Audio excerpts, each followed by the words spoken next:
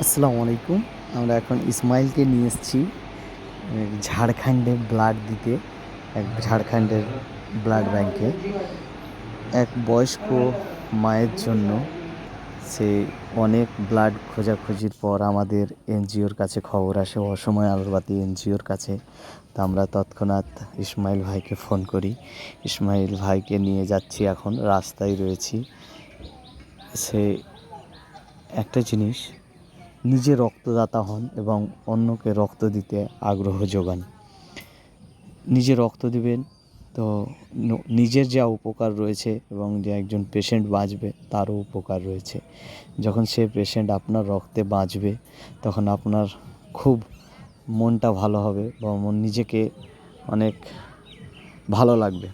তা আমরা এখন ঝাড়খণ্ডে প্রবেশ করলাম, বর্ডার পার করলাম। ঝাড়খণ্ডের এই চাঁচকি, এই জায়গাটা চাঁচকি। আমরা এখন পাকুড়ের কাছে।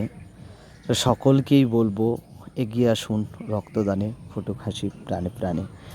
অসময় আলোরবাতি এনজিওর ডাকে ইসমাইল ভাই ব্লাড দিতে এসছে ঝাড়খণ্ডে।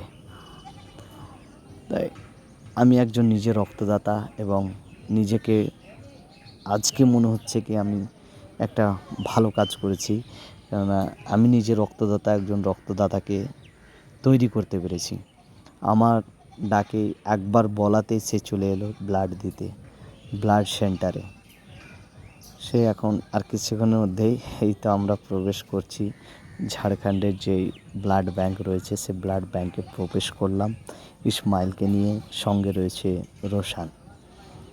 ভিতরে প্রবেশ করলাম, হলুদ কালারের টি শার্ট পরে আছে। ইনি হচ্ছেন পেশেন্টের লোক। এখানে অনেকক্ষণ থেকেই বসে রয়েছে, ব্লাড পাচ্ছে না, সকাল থেকে এখানে বসে রয়েছে।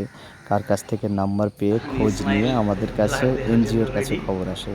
তাই ইসমাইল ভাইকে আমরা জানাই সে ব্লাড দিতে যায়, ব্লাড দেওয়ার জন্য প্রস্তুত।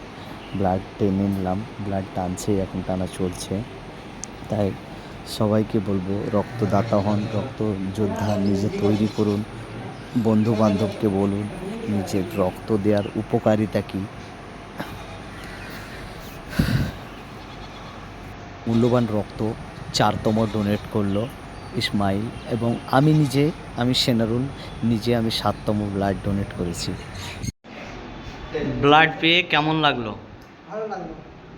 তো পেশেন্ট কোথায় ভর্তি রয়েছে? সোনাঝুরিতে। পেশেন্টের কি হয়েছিল? রক্ত কমে গেছিল, তার জন্য রক্ত বার দিয়েছি। তো ব্লাডটা পেয়ে খুব খুশি? হ্যাঁ, খুব খুশি। অনেক খোঁজাখুঁজি করেছিলেন? হ্যাঁ। ঠিক আছে, ধন্যবাদ।